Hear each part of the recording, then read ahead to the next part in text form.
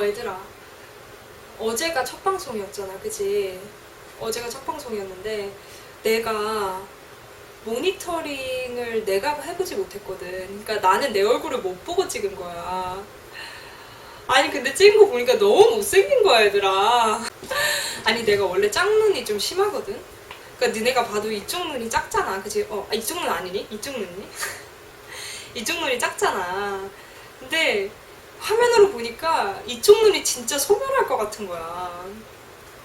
아니 내가 장난으로 나는 눈이 한쪽은 청순미녀고 한쪽은 살인자라고 막 얘기하거든, 자폭객으로. 근데 진짜 그렇더라고. 그래갖고 아무튼 그 영상 보는데 너무 민망한 거야. 근데 내가 또 원래 화장을 잘 안 하거든. 화장하는 거 별로 안 좋아해. 그래서 뭐 화장을 다시 하고 나올 수도 없고, 그래서 그냥 이렇게 나왔어. 근데 방송으로 보는 것보다 얘들아 실물이 훨씬 나아. 너네도 카메라 찍어보면 항상 느낄 거야.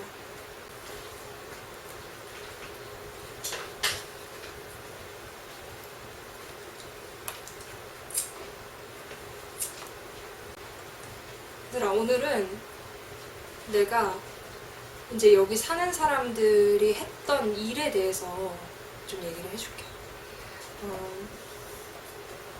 지금 어저께 얘기했던 그 발레리나 아줌마 있지?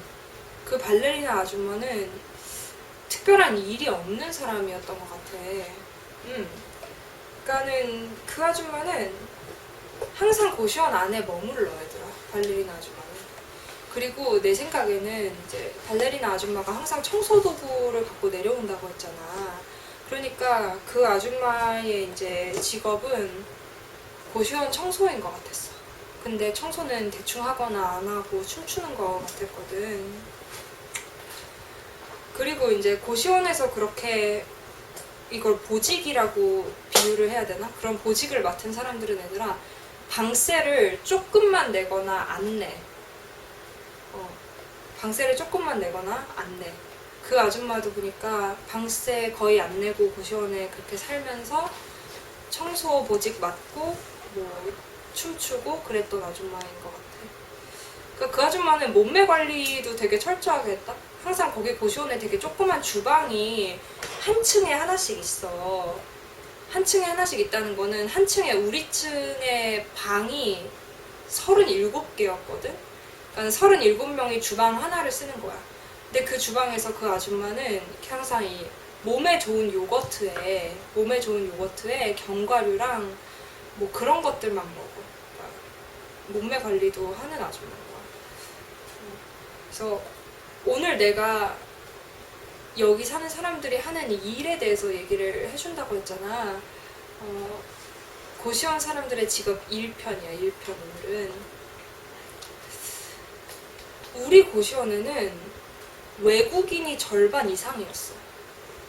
외국인들이 되게 많았어. 근데 뭐 우리가 흔히 생각하는 뭐 미국 사람, 뭐 영국 사람, 프랑스 사람, 뭐 프랑스 사람 있긴 했는데 한 명이었고, 그런 외국인들이 아니라 이제 우리가 잘 못 들어본 나라 있지.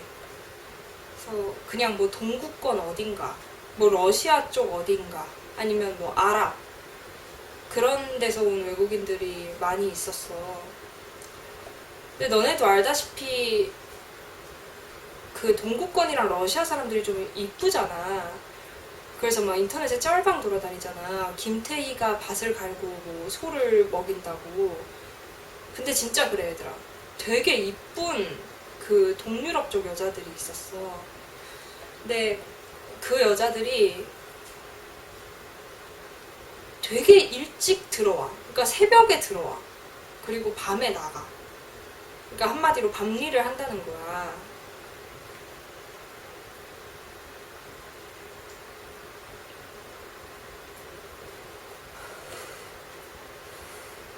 근데 내가 그 사람들이 밤일을 하는지 어떻게 알았냐면, 항상 이제 내가 밤에 학교 갔다 와서 방에 좀 있다가 담배 피러 내려가면 내 눈치를 그렇게 보는 여자가 있었어. 그러니까 키가 되게 크고 눈매도 진짜 진하고 항상 풀 메이크업이 돼 있어. 머리도 항상 되게 깔끔하게 묶고 있고, 그리고 옷도 되게 붙는 걸 입고 다녀. 근데 그 여자가 되게 내 눈치를 보는 거야. 거야. 그래서 나는 왜 그런가 했는데 그 여자가 어느 날은 이제 밤 한 12시쯤에 나는 그때도 이제 내려와서 좀 산책도 하고 거기 방이 답답해서 오래 못 있거든. 그래서 자주 내려와야 돼. 그래서 나는 그때도 방에서 내려와서 이렇게 산책도 하고 그러고 있었는데 그 여자가 골목길을 계속 서성이는 거야. 그러니까 골목길에 이제 불도 다 꺼져 있고 가로등만 몇 개 켜져 있고 뭐 옷집, 빵집, 뭐 스터디 카페 이런 거 다 닫았고 그런데 그 어두운 골목길을 계속 서성서성하면서 누굴 기다려. 그래서 나는 저 여자 누구 기다리나 보다 그냥 그렇게 생각을 했는데 기다리면서도 눈치를 계속 보는 거야. 막 이렇게 마치 뭐에 쫓기는 사람처럼 나 저 사람 마주치면 안 되는데 뭐지 하면서 뭔가 되게 쫓기는 사람처럼 내 눈치를 봐. 그래서 나는 그때부터 조금 이상하다고 생각했어. 근데 그날 그 여자가 메고 있던 가방이 샤넬이었어. 핸드백이. 샤넬 숄더백 같은 걸 메고 있었고 그렇게 눈치를 보다가 어떤 되게 좋은 외제차인 것 같았어. 차가 되게 컸고 사실 어두워서 차가 기종이 뭔지는 잘 못 봤는데 외제차가 와서 그 여자를 딱 태우고 가더라고. 그리고 그런 일이 몇 번 반복됐어. 그러니까 오늘도 그리고 며칠 후도 그 다음에 또 며칠 후도 내가 그 여자가 그러는 걸 본 거야. 그리고 그 여자는 그럴 때마다 계속 내 눈치를 봤고. 근데 그 여자가 이제 밤일하는 여자였다는 거를 그렇게 몇 번 지속된 만남으로 알게 된 거지. 근데 그 여자만 밤일을 하는 것 같진 않았어. 왜냐하면은 그 비슷한 생활 패턴하고 비슷한 외모 컨셉하고 그런 걸 가진 여자들이 몇몇 살았고 다들 이제 외모로만 봤을 때 뭐 눈매라든지 아니면은 그 코 되게 오똑하고 얼굴 갸름하고 하얗고 그런 거 봤을 때는 그 동구권이나 러시아 쪽에 좀 가난한 여자들이 왔던 것 같더라고. 그랬어. 그래서 이제 나는 되게 야행성이야. 되게 야행성이고 나는 밤에 주로 내 할 일도 하고 공부도 하고 또 나는 그림도 그리고 그랬는데 내가 이제 방에서 책상을 못 쓰니까 왜냐면 이게 옷을 둘 공간이 없어서 나는 책상 의자를 빼놓고 그 밑에 겨울옷을 놨었거든. 그래서 책상을 못 쓰니까 왜 미술하는 애들이 쓰는 화판이 있어. 보여줄게.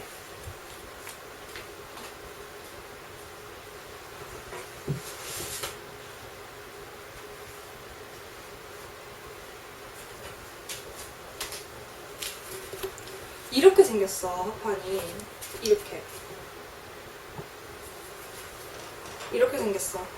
그거를 이렇게 무릎에다가 놓고 이렇게 작업을 했어. 침대에 앉아서. 근데 이제 그러다가 나중에 내가 앉는 부분만 침대 스프링이 꺼져가지고 가뜩이나 기울어진 침대인데 그쪽이 내 엉덩이만큼 침대가 들어가 버린 거야. 그래서 그런 일도 있었는데 아무튼 내가 이제 그렇게 밤에 작업을 하다가 이제 자야지 하는 시간이 한 4시나 5시쯤 돼. 보통 더 일찍 자기도 하지만 4시나 5시쯤 되는데 그때 되면 그 밤에 그렇게 출근했던 여자들이 들어오는 소리가 들리고 또 새벽일을 나가는 사람들이 나가는 소리가 들려. 그래서 고시원 화장실이 제일 분주할 때는 뭐 아침 8시나 9시쯤이 아니라 새벽 5시나 6시쯤, 그러니까 새벽 4시부터 6시 사이가 화장실 쓰기가 제일 힘들거든.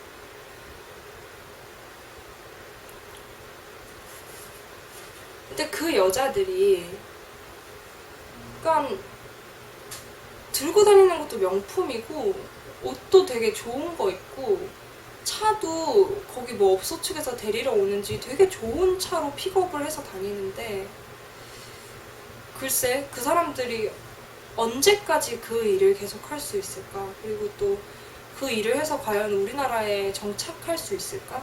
뭐 그런 의문들은 들더라고. 그래서 나는 화류계 유튜브를 꽤 즐겨봤었어, 얘들아.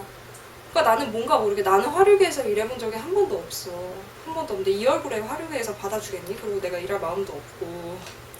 난 화류계에서 일해본 적이 없는데 화류계 유튜브를 되게 열심히 보게 되더라. 난 고시원에 있으면서 화류계, 사채, 또 뭐가 있을까, 또 도박 이런 유튜브들을 정말 많이 봤어. 그러니까 되게 그런 세계가 익숙하게 느껴졌었어. 그러니까 고시원 문 앞에 그 횡한 1층 계단에 올라가다 보면 이 일수 찌라시가 쫙 깔려 있어. 근데 그거는 우리나라 사람들도 타겟이지만 그런 외국인들이 타겟이야, 얘들아. 그래서 일수 전단지 같은 게 쫙 깔려 있으니까 나는 당연히 궁금하지. 아, 이거 사채업자들이 하는 걸 텐데 이 사람들은 어떻게 움직이는 걸까? 뭐 그런 것도. 아, 그리고 난 흥신소 유튜브도 많이 봤어, 얘들아. 근데 아무튼 그렇게 해서 나는 화류계 유튜브를 보면서 그 여자들에 대한 궁금증을 좀 풀고 싶었는데 거기가 되게 화려해 보이지만 되게 한순간이야. 그러니까 돈이 많이 나오는 만큼, 그러니까 돈이 많이 나한테 들어오는 만큼 돈을 계속 써야 되는 그 구조를 만들어. 이 화류계 운영진들이. 그래서 그런 데서 일하는 여자들은, 그리고 특히 외국인이면은, 그리고 외국인들은 이 등급이 높은 바로 가는 거는 소수고 주로 이제 조금 더 이 아래급 바로 많이 가는 것 같더라고. 외국인이면 이제 거기 가게 운영진 있지. 뭐 마담일 수도 있고, 뭐 사장일 수도 있고, 아니면 또 다른 직책일 수도 있고, 그런 사람들한테 계속 빚을 지게 만들어. 그래서 그러니까 이런 식이야. 그러니까 이게 정착을 시켜줄 것처럼 하면서 빚을 지게 만드는데 그게 사실은 되게 노예가 되게 하는 거야. 그러고 또 노예가 됐다고 해서 계속해서 노예 생활을 할 수 있게 해주냐 하면 그것도 아니야. 필요 없어지면은 자연스럽게 나가야 되게 돼 있어. 근데 그 있는 동안도 돈을 못 모으게 하는 거지. 그러니까 이런 식이야. 그러니까 뭐 너 이렇게 몰골이 이래가지고 행색이 이래서 손님들이 좋아하겠어? 아니면 얼굴 어디 좀 고쳐야 될 것 같지 않아? 라든지 뭐 무슨 가방 들어야 될 것 같지 않아? 해서 사람을 계속 화려하게 만들어. 계속 화려하게 만드는데 점점 더 공허하게 만들지. 그러니까 모아둔 돈도 안 생기고 계속 일을 계속 하려면 계속 빚을 져야 되고 그렇게 만드는 거야. 근데 또 그렇게 나를 꾸며가지고 일을 하는데 그 순간순간은 너무 화려한 거야. 근데 나는 너무 초라한 거지. 그러니까 아마도 이 동구권에서 온 것 같은 여자가 샤넬백 메고 외제차 기다리면서 내 눈치를 계속 봤다고 했잖아. 그러니까 그게 사실은 고시원에서 나와서 그 출근을 하는 순간은 가장 공허한, 내 삶에서 가장 공허한 부분에서 가장 화려한 부분으로 이렇게 마치 전환되는 거잖아. 무슨 트랜스포머처럼. 그러니까 그 순간의 어떤 어색함이나 뭐 스스로 느끼는 이 괴리감이나 아니면 또 자기 정체성의 혼란 아니면 또 삶을 유지한다는 거의 위험함 그리고 또 어떤 우울함 그런 것들이 다 교차되는 순간이었던 거야. 그러니까 그런 순간은 되게 고독하고 또 혼자서도 그렇게 이제 좋은 감정을 느끼지 못하는 순간이지. 그러니까 뭔가 혼란스럽기도 하고 뭐 크게 잘못한 거 없지만 부끄럽기도 하고 그런 순간인데 내가 그 순간에 그 사람한테 너무나 신경 쓰이는 낯선 타인이었던 거야. 그래서 내 눈치를 그렇게 봤던 것 같더라고. 모르겠어. 나는 그 사람이 눈치 보는 이유에 대해서 이렇게 느낄 수는 있었는데 그거를 또 말로 어떻게 설명해야 되나 고민이 되기도 했는데 좀 이 썰을 풀면서 설명을 할 수 있게 됐었던 것 같네. 물론 내가 자주 봤던 화류계 여자는 그 사람 한 명뿐이었지. 그러니까 출근하는 것까지 다 봤었으니까. 그러니까 그 사람은 나랑 패턴이 비슷했던 사람인데 내가 자주 못 봤던 사람들도 그런 일을 하는 사람들이 있었다고 했잖아. 그리고 또 이런 고시원이 또 하나는 아니잖아. 여러 개가 있을 거고. 그래서 그런 사람들이 그러니까 그렇게 보여지더라. 그러니까 이 세상 어딘가 구석에서 되게 위험하게 근데 되게 화려하게 그냥 불나방처럼 빛나는 어떤 아해들인 것 같았어. 그래서 그 사람들도 그려주고 싶더라고. 그러니까 너네가 내 방송을 많이 봐줬으면 하는 이유가 뭐냐면, 그러니까 내가 이 방송을 한 내용을 방송으로만 안 끝낼 거야, 얘들아. 그림으로 그려서 전시를 할 거거든. 근데 내가 이거를 무턱대고 그냥 그 사람들이 그려서 전시를 하면 이게 좀 약해. 그러니까 나는 마치 어떤 하나의 연극, 하나의 드라마를 쓰는 것처럼 작업을 하는 건데, 그러니까 이 방송도 작업이야, 얘들아. 방송도 작업이야. 그러니까 서양학과, 내가 서양학과인데 나 미술한다 그랬잖아. 서양학과에서 그림 그리는 것만 배우는 게 아니라 이렇게 자기 얘기를 제일 호소력 있는 방식으로 하는 법도 배워야 돼. 그래서 아무튼 내가 너네한테 했던 얘기, 그리고 우리가 이렇게 방송으로 소통하면서 같이 어떤 공감대라는 게 생길 거 아니야, 얘들아. 그런 것들을 이렇게 차곡차곡 쌓아 나가면서 내가 점점 이 얘기들을 진짜 작품으로 만들어서 전시를 할 수 있는 기반을 계속 만드는 거야. 그러고 지금 구독해주는 애들은 그때 다 초대할 거고. 그러니까 어떻게 보면 이거는 간접적인 펀딩 같은 거야, 얘들아. 왜 간접적이냐면 너네가 나한테 돈을 한 푼도 안 줘도 너네가 내 방송을 봐주는 것만으로도 나한테는 광고가 들어올 수 있게 되잖아. 물론 아직은 광고 없지만. 그래서 그런 부분들을 믿고 하는 거야. 그러니까 이거는 내가 너네들한테 직접 뭔가를 요구하지 않아도 이렇게 어떤 가치라는 게 생기는 거겠지. 이 플랫폼을 통해서 어떤 가치, 그러니까 새로운 가치가 생겨나는 거지. 가능성이 생겨나는 거고. 그러니까 그게 단편적으로 얘기하면 돈이지만 다른 식으로 얘기하면 어떤 소통이고 가능성인 거잖아. 그래서 내가 그런 뜻을 가지고 있다는 것도 너네가 좀 기억을 해줬으면 좋겠어. 나는 내가 무슨 일수꾼이나 사채업자에 대한 유튜브도 보고, 뭐 이 투자하다 뭐 망하거나 도박 아니면 뭐 화류계 그런 유튜브들을 되게 많이 봤다고 했잖아. 근데 나는 그거를 주로 밤에 봤어. 왜냐면 낮에는 학교 수업도 듣고 뭐 전공 관련된 일들도 해야 되고 하니까 좀 자유시간이 밤이었어. 네. 그것들을 보면서 이상하게 나는 되게 기묘한 어떤 편안함 같은 게 느껴졌어. 편안함, 얘들아. 그러니까 이 말이 진짜 안 어울리게 들릴 수도 있어. 그러니까 어떻게 보면 그거는 제일 불편한 얘기고 우리 사회에서 가장 그늘진 곳의 얘기잖아. 그리고 가장 좀 어떻게 보면 이 흔히 말하는, 소위 말하는, 난 그 말 별로 안 좋아하는데 소위 말하는 이제 바닥을 친 사람들의 얘기잖아. 근데 나는 그게 되게 편안하게 느껴졌었어.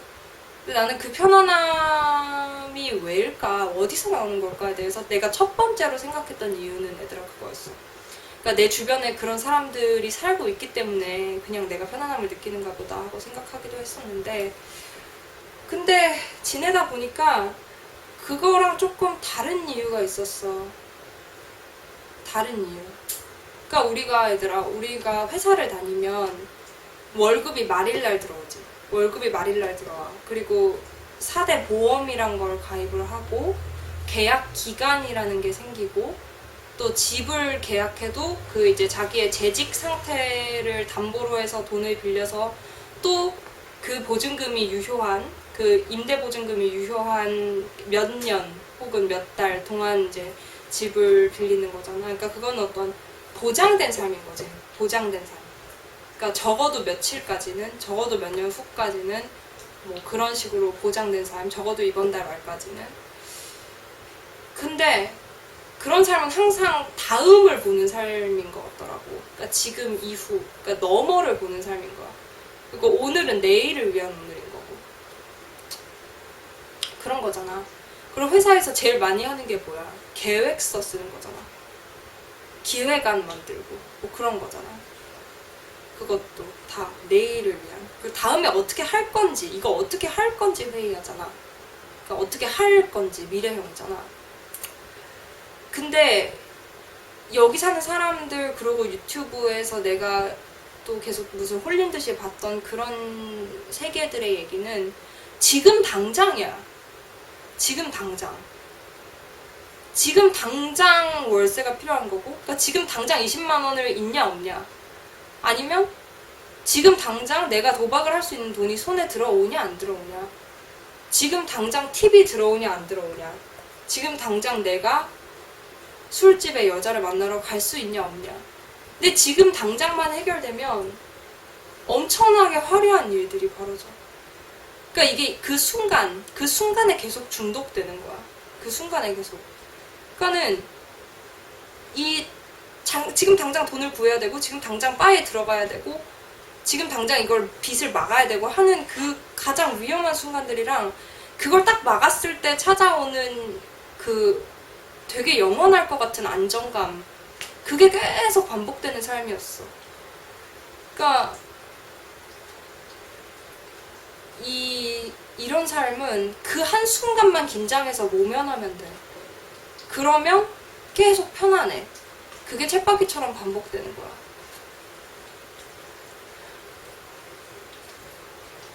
그러니까 나는 그 편안함이란 게 어떻게 보면 우리가 뭔가에 중독될 때, 술을 먹거나 담배를 피거나 했을 때 느끼는 편안함하고도 비슷한 것 같았었고, 또 이런 것만 있으면, 그런 종류의 순간이 계속 있을 수 있다면 우리 삶이라는 게 끊어지지 않는구나 하는 생각도 해봤고, 또 그런 순간들을 다 모아가지고, 그런 삶을 사는 사람들을 다 모아가지고 또 이렇게 고시원이라는 하나의 이 세계, 하나의 질서가 있는 세계가 또 만들어지는 거구나, 이렇게 계속 가는 거구나 하는 생각을 했었었고, 그러니까 그게 생각보다 얘들아 치명적인 매력이기도 하고 어떤 안식이기도 하고, 난 그런 거 같았어. 그래서 나는 처음에 진짜 그 여자들이 너무 걱정이 됐고, 고시원 앞에 쌓여있는 일수 찌라시 같은 거 봐도 되게 무서웠어, 세상이. 이 세상이 되게 무서웠어. 근데 그런 생각을 하고 나니까, 그러니까 앞에 내가 얘기한 그런 생각을 하고 나니까 무섭다기보다는 이해가 되더라고. 근데 또 이해가 되니까 뭔가 모르게 되게 슬퍼지는 거야. 그래서 그런 종류의 슬픈 감정은 내가 처음 알게 된 감정이었어, 태어나서. 근데 그런 감정이 생기니까 좀 거기 고시원 식구들도, 그러고 그냥 내가 추상적으로 대하는 뭐 사회, 세상 이런 것들도 진짜 다시 보이기 시작하더라고. 너네도 맨날 뭐 학교 등록이다, 취업이다 이런 거 하면서 계속 미래에 치이잖아.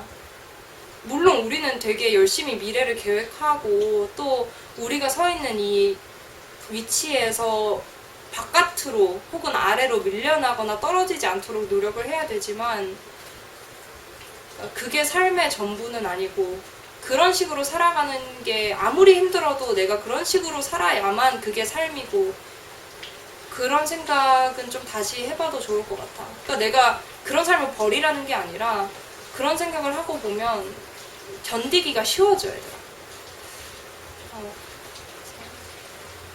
이번 편은 여기서 끊을게.